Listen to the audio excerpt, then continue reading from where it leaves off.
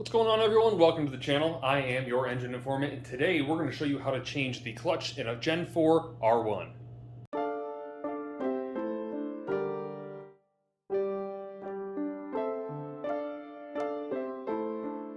Alright, so getting into it and giving you a little bit of background, if you guys haven't seen it already, there is a great build series on this bike here, which is obviously a Naked Street Fighter R1, and I'll put that link in the description below. If you guys haven't had a chance to see it, go and check that out. But I've been having a little bit of symptoms with what's called rev hang on this bike, and kind of the strange thing with it is, let's say you're riding and you're giving it gas. As you go to shift, let's say from second to third, the RPMs will actually not just hang, but they'll rise.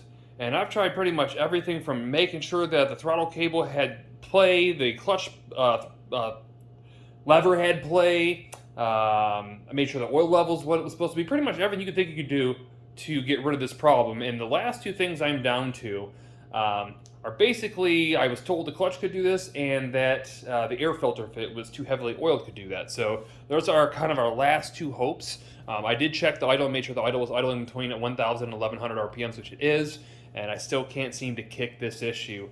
Nonetheless, we're moving forward with that. We are going to change the clutch because the clutch was fairly inexpensive, coming in at only 60 bucks. And as well, I will put a link for that in the description below.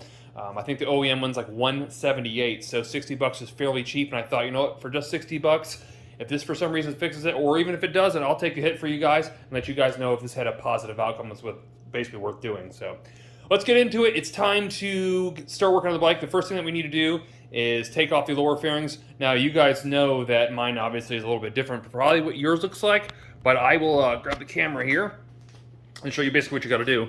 Pretty straightforward. You got a bolt here, you got a bolt here, you got a bolt there. And then at this point, you guys have some bolts coming across here. You'll have to loosen up to separate the mids from the upper, and then do the same thing on the other side, and then this whole shelf should come off. So I'm going to go ahead and pull that off and show you what that looks like. Alright guys, so as you can see, we got the fairings off. It's pretty straightforward. All you're going to do, I suggest laying down some cardboard. I know everybody has an Amazon box laying around, so yes, get one of your Amazon boxes, drop it on the ground. That shell is going to hit the ground. You're just going to kind of turn it like this, and it should slide its way right out of there. Just be careful not to scratch it on the ground. For me, I have glass bead built into the floor for anti-slip purposes, and that would scratch the paint, so I always lay down a piece of cardboard. Moving forward, we need to change the oil. Now, those of you who may have a fresh oil change, you could probably reuse your oil, as could I if I wanted to. This oil has less than 100 miles. However, I'm going to go ahead and change the oil anyways. The reason why is I actually didn't put the oil in. I did top it off, but I didn't put it in. And even though it was somewhat clear, I think I'm just going to take it out because I don't know what kind of oil was used and put in the oil that I know is good. Typically, I will run either a Kawasaki or Yamaha brand, and sometimes even Mobil 1 because I've had really good luck with it. But those are typically the only three that I'll use. Especially since it's a high revving bike. And there's a lot of discussion out there. People say, oh, well, you know, you can't use car oil because it doesn't have the special friction modifiers for your clutch. I don't know the truth behind that. I'm not an oil expert, but I've done it before without any problem. So really just use what you want to use. That said, let's get the oil out of this thing. I'm going to go ahead and drop the plug. I am not going to change the filter because since it is a new oil change, that's not necessary. So you'll save about 15 bucks there, but I do want to get the oil out of there, so I'm going to drain that right now. Alright, so there is our oil drained. While it does look kind of dark, it actually was perfectly clear and see-through. There was nothing really bad in it. I didn't see many particulates or any metal shavings at all whatsoever, which you wouldn't expect on a low-mile oil change anyways. But what we're going to do is we're going to use a lot of this oil. So a lot of times people like to soak their clutch plates in oil to get them adapted to the bike, to be usable on the bike, so you don't have a dry start or your clutches are engaging with no lubrication. Some people do that for an hour, some people do it for a day. Everybody's got their own opinions. I guess the longer the better. For me, I'm going to do it for about an hour because that's just what I'm going to do. And here we have our clutch kit, which is made by Fenibi.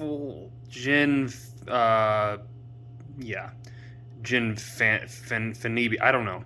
But that's the kit that we bought, and it was 60 bucks. It does look like a decent kit if I go ahead and open it up.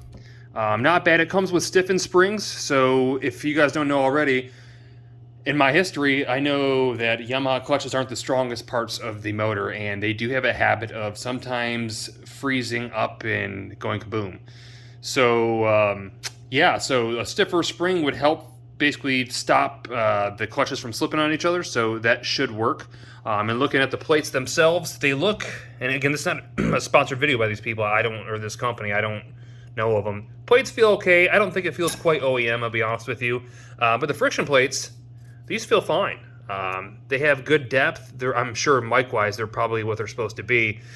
So we're going to go ahead and use those, but I'm going to go ahead and sit those in the oil right now. The oil was warmed up. I did warm the bike up for about a 15-minute test ride before I pulled this thing apart.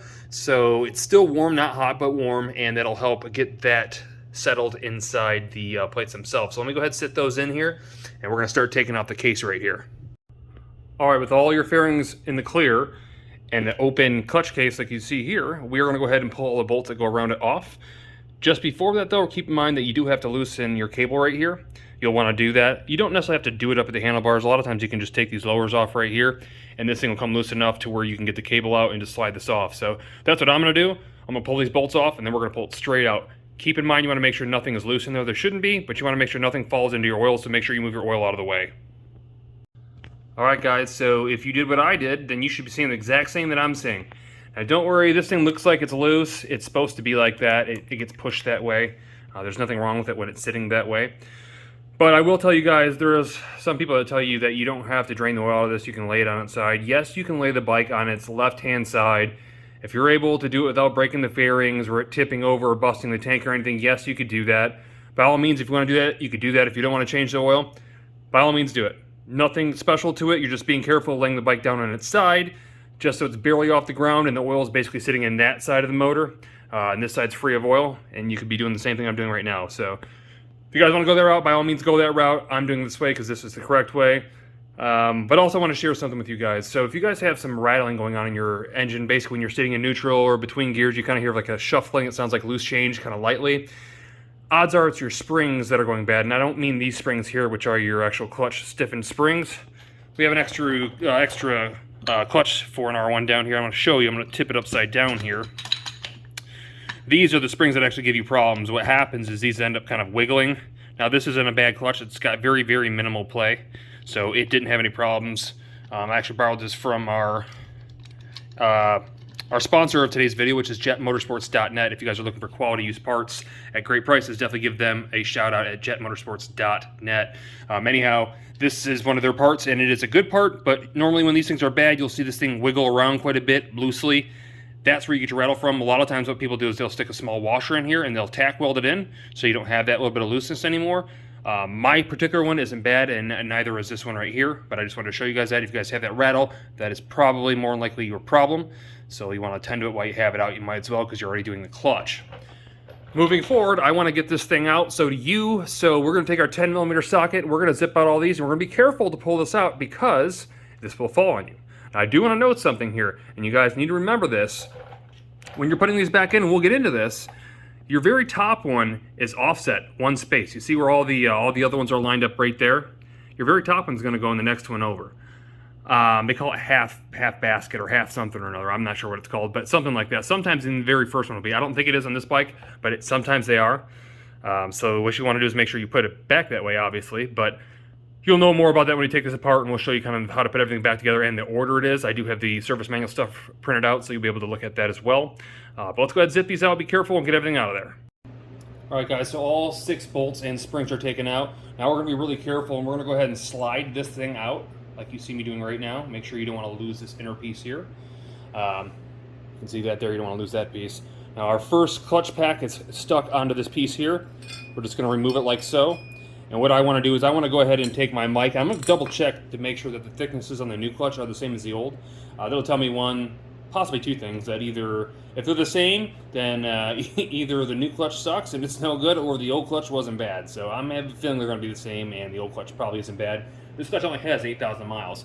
But you can see potential issues. Now, if we're looking at our plate here, see the burn marks here? That's from somebody clutch dropping and ripping the tires off the bike. So that's not abnormal. Or it might be a situation where they're jumping the clutch trying to ride a wheelie. A lot of different things could take into play there. Now, I did do a clutch test where I basically put it in 6th gear and I was going about 35 and just gunned it. Just to hold it up wide throttle to see if the clutch slipped, and it didn't at all. So I don't think the clutch really is bad, but it's definitely got some wear on the plates. But again, I'm going to go ahead and grab my tool, and I'm going to double check that the thicknesses on the new unit are the same as the old, or at least better, I would assume. Then we'll move forward. Alright guys, so the first thing I want to do is test the new friction plates to the old ones and the new clutch discs to the old ones to see if there's any difference in thickness. So the first thing I'm going to do is I am going to grab the old clutch plate, as you'll see right here. measure it basically from the side here. Don't go straight down. You want to go acrossways, and you want to miss these tabs right here because those will hold you out too. But this particular one is giving me a 296. That is the old one. Our brand new plate is giving me a 298, so we know we're within spec there. A little light wear, but not a whole lot. Now this is the old metal plate here. It has given me a, looks like 2 flat. And the new one is giving me a 2.06. So yes, there is a slight wear. Now that's not a whole lot. However, it does add up when you add in every single one of these plates and friction discs. So keep that in mind. Now, at this point, if you guys are measuring real close, you probably don't have to change your clutch. But for me, I'm definitely changing it just because I want to know if this is going to fix my problem. It probably won't, but we're going to go ahead and show you guys how to do it and see if it fixes our problem. So moving forward, we're going to make sure that we're going to take out each individual one of these, one at a time. We're going to set them down. We're going to make sure they're in order, just like you see them here. So if you see tabs in different locations, make sure you switch them that way. They should all be the same after that first one being offset. And then you'll have a retainer spring way in the back, but we'll get to that. For now, I want to start pulling these things out. All right, guys, so again, we got most of our plates out. We got a couple left. And as I shared with you a minute ago, there's a little retention ring. You can kind of see it. Maybe you can't. It looks like it almost looks like braces. Kind of see it sitting right there. We gotta get that out. I do know it is possible to get it out with this clutch basket in. Some of you, if you're already taking the clutch basket out because you want to check whatever else, by all means do it that way. But I know it can come out this way. I'm going to try to attempt to get it out without taking out the whole basket. If I have to take out the whole basket, I'll let you know and I'll take that out too. All right, guys, so I just wanted to show you before I put this out. You'll notice that that little retaining clip kind of goes down right there. It's got 2 pointed little tips that come off it. Those can kind of be pulled back and popped up. They aren't connected, they're separated. So there's actually 2 of them going through that. And once you get that out, it'll pop out of there. That whole retaining ring will come right out. I forgot to show you that to you, but I wanted to make sure that you knew. All right, guys, so here is a retaining ring clip, whatever you want to call it. Pretty straightforward, there's not much to it. It's like a thin piece of wire. I got everything pulled out. I do want to point something out. Your very last clutch plate, if I can kind of get you guys off the stand here, is slightly different. I want you guys to notice this. If you look at it, it's actually not as thick, and that's because it has to clear your metal. Basically, these are a spring. It's a metal spring. There's 2 plates. You don't have to take those 2 metal rings out right there. One's flat, one's concave, and it allows your clutch basically to stay away from the back of this here. So you don't have to take those out, but I just want to point out that that one back there is slightly smaller, and you always want to use that for your first one. So we're going to go ahead. We're going to move forward. I want to do one more test for you guys. I want to double check the total thickness of our old clutch set in a whole as opposed to the total thickness of our clutch set on our new one and see what the difference is. All right, so if I go ahead and grab our entirety, make sure that I'm set to 0 to start, which I am. I'm going to go ahead and test these as a whole. Again, trying to keep kind of an angle. What do we got there? 42.19. All right, let's test our brand new one out. 43.4. So we were roughly, I don't know, almost 2 millimeters off. So you can tell there is some wear there. Not a whole heck of a lot, but enough that it can make a difference. So now it's time to put everything back on. My clutch pack has sat in oil for roughly an hour, hour and 20 minutes.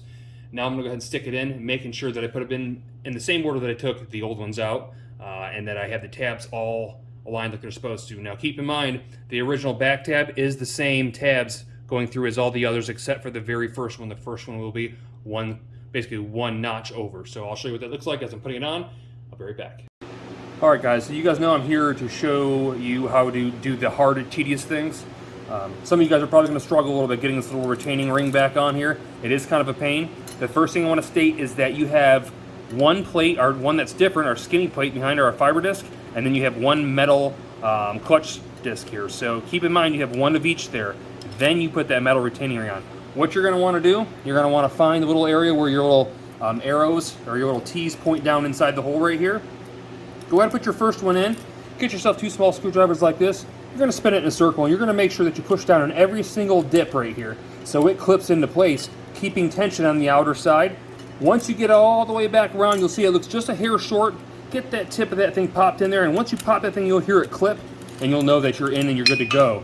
Now, keep in mind that you want to go back around all these things to make sure every single one of these is clipped in and it's not loose, because those are holding these two rear plates in. You need to make sure that those stay in there. Very important. Anyhow, you guys could have done this with the clutch basket out. If you wanted to, you could have just took off the main nut right here. All you gotta do is knock in this divot right here, and you can use an impact to take that thing off. Usually it's pretty easy. You don't usually cause damage. Do what you want. They do make a special tool that locks in here to stop this thing from turning when you use a wrench, if you want to do it wrench-wise, but either way, it's not that much easier doing it on a desk than it is sitting here having something hold it for you. So I've done it both ways. I can tell you I had no more problem doing it this way than I did putting it on a desk, or no easier. So nonetheless, we're going to move forward and put the rest of the plates in. I'll show you guys a picture in a minute of the assembly on all the, basically the way these things go in. You guys can have a better idea of that, and you guys can throw it in yourselves as well. Alright, so all our plates are on except for the last one. I did notice something different on these clutches too than the stock ones. There's some divots here. You see there's a one divot there, and there's two right there. I'm not really sure why, so I just went ahead and rotated them so the clutch kind of sat evenly. There probably isn't much difference in weight, but I don't really know the purpose of those. If that's something aftermarket for taking them out faster, or what that is. But my original ones didn't have it, the aftermarket ones do. Nonetheless, moving forward, we have the last plate to put in. Keep in mind, I told you that the last plate had to be one slide over, or one slot over different. So you're going to see that when I put this thing in, I am going to put it in, heck, I'm just going to put that top one in just like that.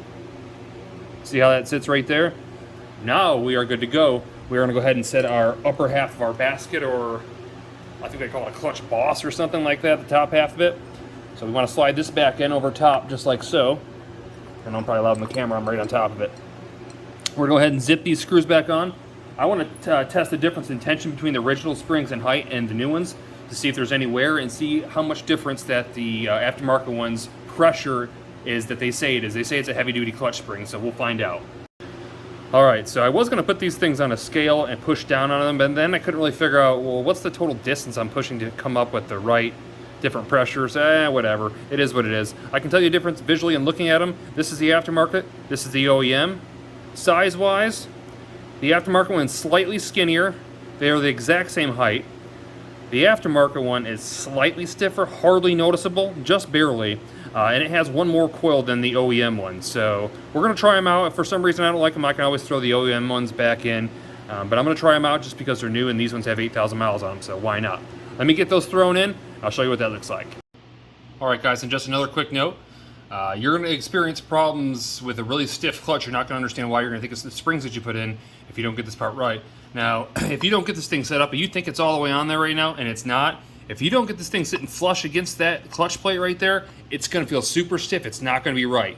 You guys got to basically wiggle it on so you'll see it's flat and flush just like so, and that'll get rid of your headache. So if you guys put everything back together and you guys realize that the first thing to check is to put it in first gear, try to push the bike. If it rolls forward and it's not really much effort, that means that your clutch isn't engaged, or it basically isn't engaged like it's supposed to be. So that's probably your problem, but I wanted to point that out. That's an easy thing that a lot of people make mistakes on. Alright guys, so the kit does come with a brand new gasket. You want to make sure you want to use that. You'll probably see some weird silvery residue left on top of maybe either the case or inside this basket here along the edges. That can actually be wiped off with a simple cloth. That's just from the old gasket. Make sure you get it nice and clean. Next, you want to go ahead and get our little piece right here. You want the gears, or the teeth, I guess you would call them teeth, facing towards the back of the bike, because what's going to happen is it's going to go inside that hole right there, and your clutch thingy here is actually going to be what's grabbing that. I don't know the actual name of that, but we'll sound professional and say the clutch thingy. Anyhow, now we're going to go ahead and slide this thing on. If I remember correctly, this thing had to be facing square off like that. So don't have it like this. It's got to be like square off like this, and that'll allow it to grab and have tension as it goes back in. So I'm going to go ahead, I'm going to get this thing on real quick, and we'll find out if it works. Oh, and I almost forgot. You don't want your gasket sitting on the cover right here. You want the gasket sitting against the face of this, because every time you go to put it on, it's going to want to fall off. It's going to be a hassle. So you got your little, I don't know what these are, tab retainers or whatever. You got one there, you got one there. They might be stuck in the front case cover. Go ahead and pull them out with a pair of pliers carefully, making sure you don't mar them. Then slide them in. Those will hold that in place before you go ahead and stick this cover on. But let's go ahead and get that thing on. All right, and that is back on. One thing I almost totally forgot. I know I told you guys I was going to show you guys this picture so you can see the order. If you have to, go ahead and pause your screen, but you can see the order in which everything is put on, just in case you're looking through this before you do it. This is the order that it has to go in. Now, I do want to make a note and say that the bolts that we went ahead and put the clutch basket in with, that you'll see right there are 7.2 foot-pounds of torque to put them back in. So we got everything back together. All I gotta do is put the clutch cable back in. Now, if you did this correctly, you'll see that this should be roughly 90 degrees straight parallel with this engine. Not parallel with the engine, but adjacent to the engine, going straight back, as you'll see right here. That is a correct position of the clutch when it starts getting grabbed. So if you did that correctly, you're good. If it's too far back, too far forward, you need to pull this bottom back out just a hair again and adjust it and push it back on. You'll figure out once you get to the right point, because you won't be able to get that cable on without doing so. Let's go ahead and get that cable on and move forward. Alright guys, so the next step that you want to take, you want to go ahead and put the bike in gear. Go ahead and put it in first gear. Make sure that you rock it back and forth and that it's not moving, the gear is engaged. And then go ahead and pull in the clutch to make sure that the bike does move back and forth. It'll have a little resistance, but you want to make sure that that clutch is at least functioning for the most part. That said, it's time to put in some oil. Can't obviously start or do anything with it until there's oil in it. As you'll see here, I have a custom 3D printed oil funnel. If you guys are interested in that, I'll put in a link in the description below. It's pretty cool because you don't have to worry about making a mess, and because these particular bikes kind of come out at an angle. At least the oil cap does. It's very difficult to get oil in them unless you use one of those long skinny ones, which I don't prefer to use. So these work really, really well. So I'm going to go ahead and throw oil in it right now. Now typically this bike takes a 5W50 oil, but a lot of people on forums say that 1040 is the preferred fluid, I guess. So I'm going to go ahead and put in 1040. Hopefully that's okay. I've used it in all my other bikes, even my other R1, so I assume it'll be fine. I'm going to throw that in, and then we got to get this thing on a test run to make sure everything is all good.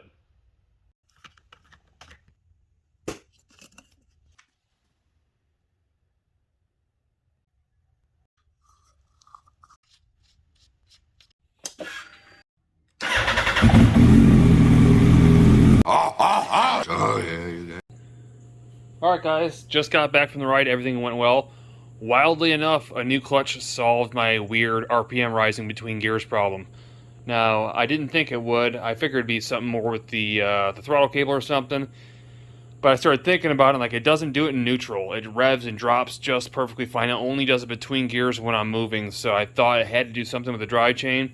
And I thought, well, maybe it's not the drivetrain, maybe it's something else. And in reality, it actually was the clutch, so it fixed it.